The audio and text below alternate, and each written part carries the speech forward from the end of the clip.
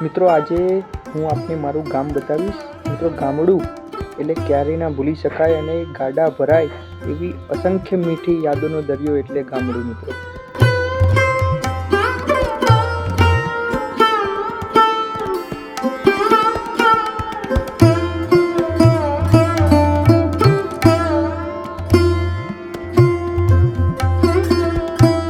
મહાદેવ આજે મારું વતન એવું રૂપાલ ગામનું આપને દૃશ્યો બતાવીશ। ગામમાં કઈ કઈ ગલી શું છે અને ગામની ટૂર પણ કરાવીશ એક નાનકડી। જય શ્રી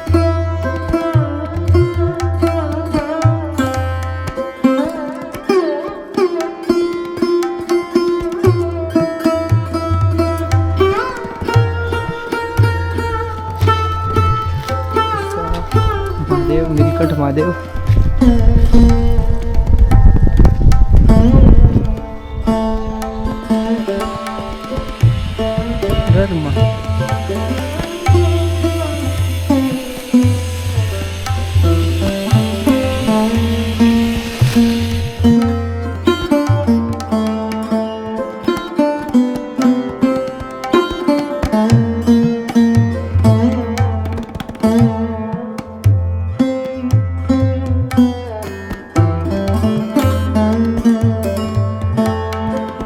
મિત્રો આમ તો જોવા જઈએ તો આપણા ગુજરાતી સાહિત્યમાં ગામડા વિશે ઘણું બધું કહેવામાં આવ્યું છે આપણા કવિઓએ।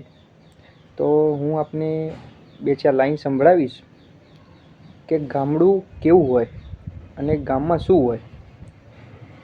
જે ગલીને પાછળ દેખાઈ રહી છે ત્યાં નાનપણમાં સ્કૂલ જતાં આ જ ગલીથી નીકળતા હતા।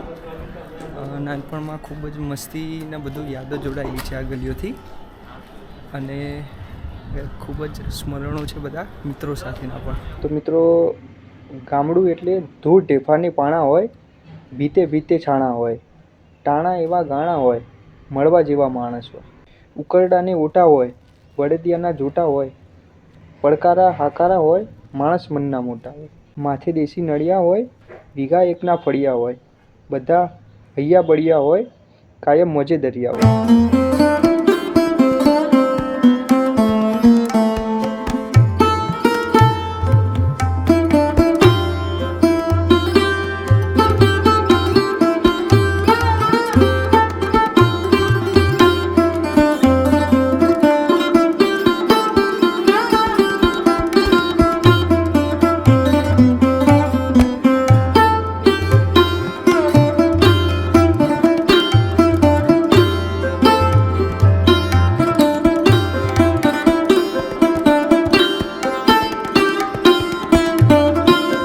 જે ગામ રહું છું એ ગુજરાતના ગાંધીનગર જિલ્લાના રૂપાલ ગામમાં હું રહું છું।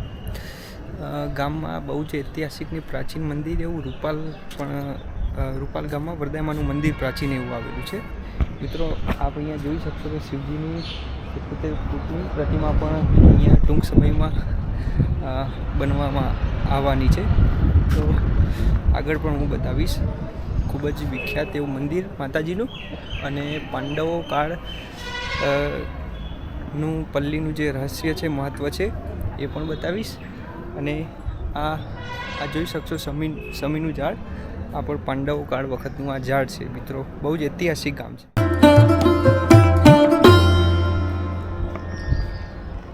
મિત્રો આ અમારી સ્કૂલ છે।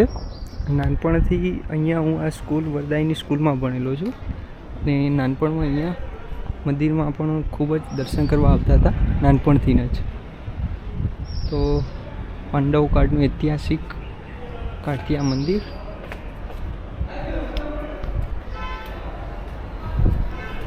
મિત્રો પલ્લી રથ અહીંયાનું મહત્ત્વ છે નવરાત્રિના અંદર। આ તમે રથ જે જોઈ શકશો આના અંદર ઘીનો અભિષેક થતો હોય છે અને આગળમાં વરદાયીનું મંદિર।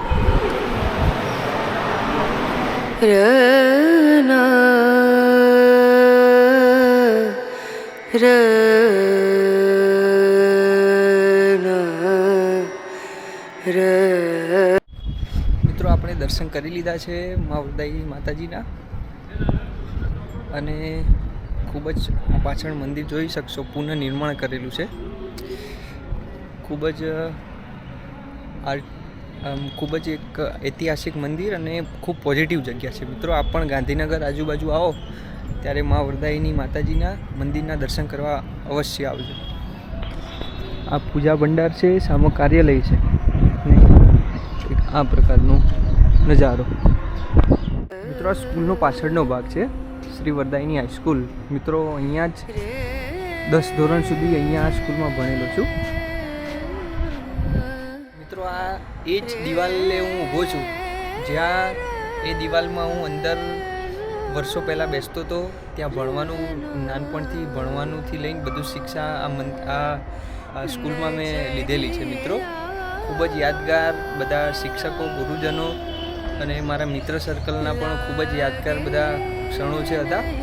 અને ફરીથી આ મંદિર અને આ સ્કૂલ નજીકથી નીકળું એટલે ફરીથી નાનપણ મિત્રો યાદ આવતું હોય છે, સ્કૂલના દિવસો. તો આગળથી પણ હું સ્કૂલ બતાવીશ આપને.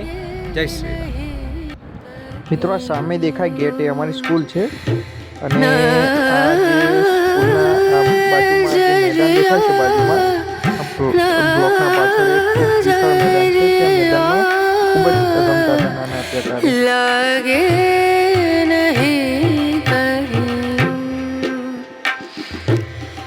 La